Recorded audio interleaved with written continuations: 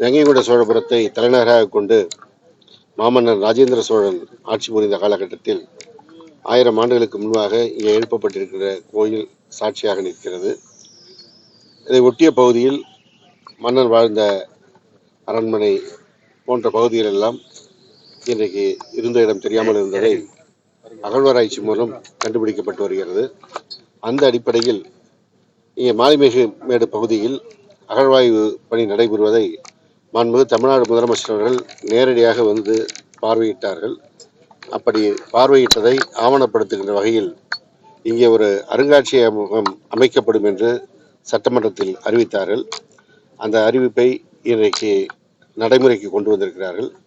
மாண்புமிகு தமிழ்நாடு முதலமைச்சர் தளபதி மு.க. ஸ்டாலின் அவர்கள் சென்னையிலே தன்னுடைய பொற்கரங்களால் அடிக்கல் நாட்டியதை இணைய வழியாக இன்றைக்கு நாம் கண்டுகளித்திருக்கின்றோம். 22 கோடி செலவிலே அமையப்பட இருக்கின்ற இந்த அருங்காட்சியகம் இந்த மண்ணினுடைய பெருமையை, தொன்மையை எடுத்துக்காட்டுகின்ற வகையில் அமைய இருக்கிறது. தமிழ்நாடுதான் இந்தியாவினுடைய கலாச்சாரத்திற்கு முதன்மையானது என்பது தொடர்ந்து கீழடி, பொருணை என்று ஒவ்வொரு ஆழ்வாயிலும் நிரூபிக்கப்பட்டு வருகிறது. அவற்றிற்கு மாண்புமிகு தமிழ்நாடு முதலமைச்சர் அவர்கள் அங்கே அருங்காட்சியகங்கள் அமைத்து இப்பொழுது அங்கே திறந்தவெளி அருங்காட்சியகமும் அமைப்பதற்கு இன்றைக்கு அடிக்கல் நாட்டியிருக்கிறார்கள்.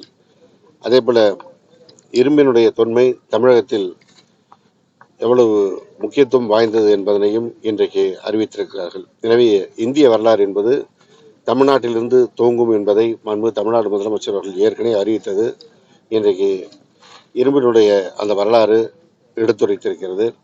எனவே தமிழ்நாடு இந்திய பண்பாட்டிலே முதன்மையானது, அடிப்படையானது என்பது மீண்டும் மீண்டும் நிரூபிக்கப்பட்டு வருகிறது. அதனை உறுதிப்படுத்துகின்ற வகையில் நம்முடைய மண்ணில் இந்த கங்கைகொண்ட சோழபுரம் அருங்காட்சியகம் அமைவது அரியலூர் மாவட்டத்திற்கு ஒரு மிகப்பெரிய பெருமை. இந்த சோழதேச பரப்பிலே ராஜேந்திர மாமன்னன் நிர்மாணித்த பகுதிகளில் வசிக்கின்ற மக்களுக்கெல்லாம் பெருமை.